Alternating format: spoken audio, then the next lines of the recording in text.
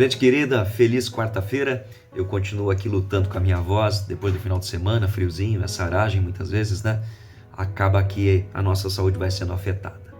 Atos capítulo número 9, nós estamos conversando sobre os feitos dos apóstolos. Atos dos Apóstolos, um livro fantástico. Você precisa ler isso com a gente, você precisa refletir nessa mensagem. Atos capítulo 9 é um texto daqueles que a gente amarela a página da Bíblia, dobra, às vezes se bobear até rasga um pedacinho, porque é um texto lindo, é um texto maravilhoso, é um texto que conta mudanças de vida e de histórias. Eu gosto de guinadas de história, eu gosto de mudanças de vida, eu gosto de ouvir pessoas dizer sobre o seu antes e sobre o seu depois com Cristo. Atos 9, nós vamos ter Saulo de Tarso, um especialista na doutrina judaica, perseguidor de cristãos, um homem que após a ascensão do Senhor Jesus, ele assumiu como missão de vida perseguir, prender e matar os seguidores de Jesus.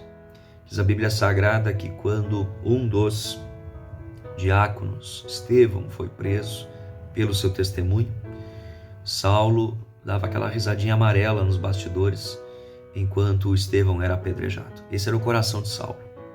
Um homem ruim, amargo, azedo, mas que achava que estava agradando a Deus. O religioso sempre acha que está agradando a Deus quando na verdade está distante de Deus. Discípulo de Jesus, esse sim, em comunhão com seu Senhor, ele vive na presença de Deus e vive fora dos parâmetros e da caixinha da religião. Seu objetivo é agradar a Deus. Atos capítulo 9, nós vamos ler esse texto todo ele, você vai ler ele, vai refletir em casa, e vai dizer o seguinte, que Saulo estava no caminho para Damasco, onde iria perseguir mais cristãos, e nesse meio tempo, o Senhor Jesus fala com ele e diz: Saulo, Saulo, por que me persegues? E ele diz: Senhor, Senhor, quem és tu? Aquela coisa toda.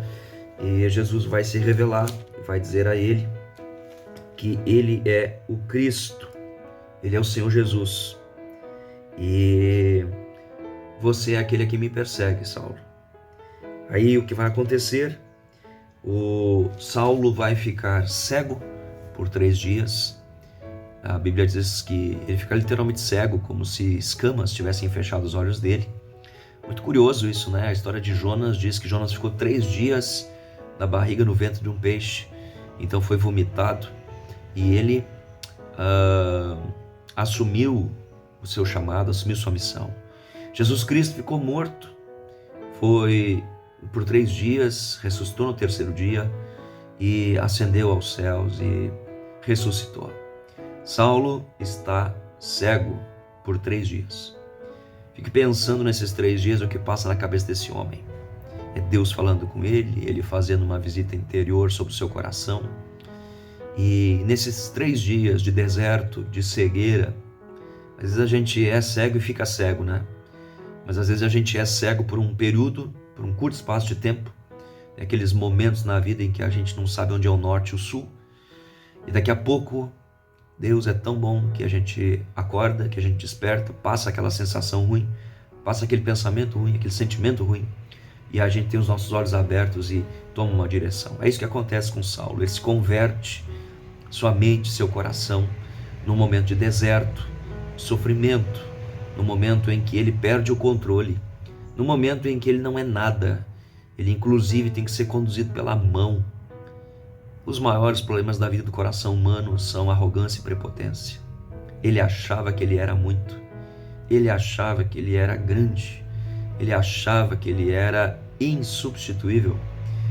E Deus entra na história dele, cruza na história dele e mostra para ele que ele é bem pequeno, que ele é bem menor do que ele acha. E por isso, meus amigos, eu queria te dizer nesse dia de hoje, às vezes é necessário a gente passar por momentos de deserto, às vezes é necessário a gente passar por momentos de reflexão, às vezes é necessário a gente passar inclusive até pelo sofrimento, para que os nossos olhos sejam abertos para algo maior. Eu, se olho para a história de Saulo, que vai virar Paulo após sua conversão. É nítido, é perceptível a gente observar que na história dele, quando Deus entra, é necessário fazer uma faxina, é necessário fazer uma revisão de vida, é necessário abandonar velhos caminhos, é necessário abandonar velhas ideias, velhos conceitos, velhas verdades e abraçar o novo. Eu sou o Cristo a quem tu persegues, mas Cristo tinha algo diferente para a vida dele.